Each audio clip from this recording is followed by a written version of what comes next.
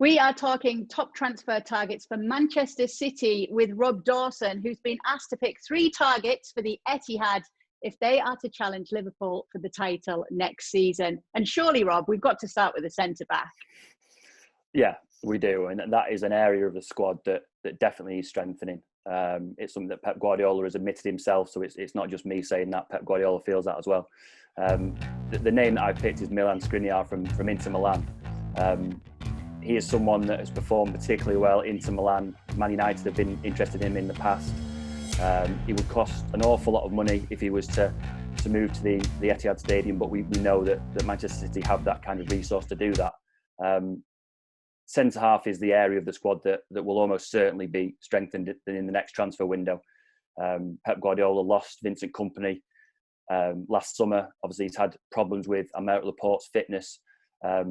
And it's probably the area of the squad that has really cost them a chance to challenge Liverpool this season. They've gone without 2 of their first choice centre backs, and it really has. They really have paid a price. That there are other options that Pep Guardiola may look at, but Milan Skriniar really fits the bill for City and for Pep. At mid-20s, he's played in the Serie A. He's played in a very, very good Inter Milan side. You would feel that he would slot him well at the Etihad. He would slot him well in Premier League football. So in terms of names, I would say that he is not the most likely, but perhaps the one that if they're not looking at him, maybe they should be. And is he the long-term, if he came in, would he be the long-term partnership for a player like Aymeric Laporte at the back? I think so, and I think that's probably the area that they've struggled with this season. Obviously, we've seen Fernandinho play there this season. He's done particularly well. But he's getting towards the end of his career. He's not particularly quick anymore. He reads the game very well, but he does struggle against real, genuine pace. So yeah, look, Pep Guardiola and the transfer dealings at City will be looking for someone that can fill that role long term. They're not going to be looking for a stopgap to last a season or 2. They want someone who can partner Laporte for the next 5 years, for example. So in terms of age profile, Milan Skriniar is one that they will be looking at. He certainly fits the bill in terms of age, in terms of experience, and would fill a gap really at City. Yeah, they might have a fight on their hands. Almost 100 Serie A appearances for Inter, and he started in every single one of those. But we'll stick with the back line because that's where you're sticking next. Who have you identified as another target for City? Yeah, the next one that I identified was Ben Chilwell at Leicester. I think left back is probably an area of the squad that most City fans would look at and say that it needs strengthened. Benjamin Mendy, on his day, is very good, particularly going forward, but he has had very unfortunate injury problems. He has not really been able to string a long run of games together, and it has caused problems for Pep Guardiola. Alexander Zinchenko has played well when he's been asked to play there, but again, if you're looking at that City squad and the strength of the squad in other areas, left back really is an area where you feel that they could sign someone that could have a real impact. Ben Chilwell plays in a very, very good Leicester side. Now a top 4 team in the Premier League and has done very, very well and has improved under Brendan Rodgers as well. An England international, and you feel that he is a type of player that would get better under a manager like Guardiola. As I say, he's already performed very, very well for Leicester. He gets forward well. He's good defensively. But a coach like Pep Guardiola would be able to take Ben Chilwell, you would feel, to the next level. Yeah, you have to wonder as well how much of a fight Leicester City would put up to try and keep a player like this. Although there are some reports, and maybe you can clarify for me, there are some that say that Leicester are willing to let one of their big names go every single year if the price is right. Yeah, I think that you would only have to look at last summer to see that is probably true. Harry Maguire was an integral part of that Leicester side, but in the end, he ended up moving to Man United for a big fee. Leicester will be under no illusions that they have got a very, very good squad of players who have got high market values. Some of those players will be looking at other clubs and feeling that they have a better chance to play Champions League football or to maybe challenge for the Premier League title elsewhere. You've got the likes of Ben Chilwell, James Maddison, who's been linked with Man United. The people in charge of Leicester will know that it's going to be very, very difficult to keep that squad together. What they won't want to do is to lose more than one player every summer. They won't want a situation where they're having a huge exodus of these players and being forced to rebuild.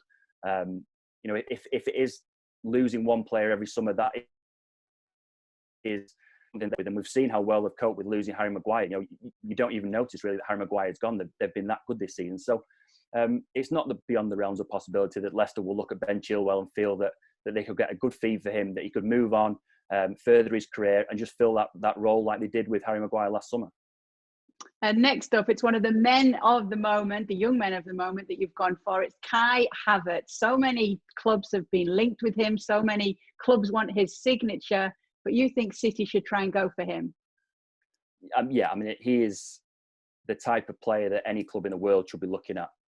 He's only 20 years old. I think scored 20 goals last season. He's getting towards that tally again this season. Ultimately, he's been phenomenal, really, in the Bundesliga. And any massive club of which City are would be silly, really, not to be looking at him. He's very, very versatile. He can play pretty much anywhere in midfield or across the front three. He scores goals. He creates goals. He's good on the ball.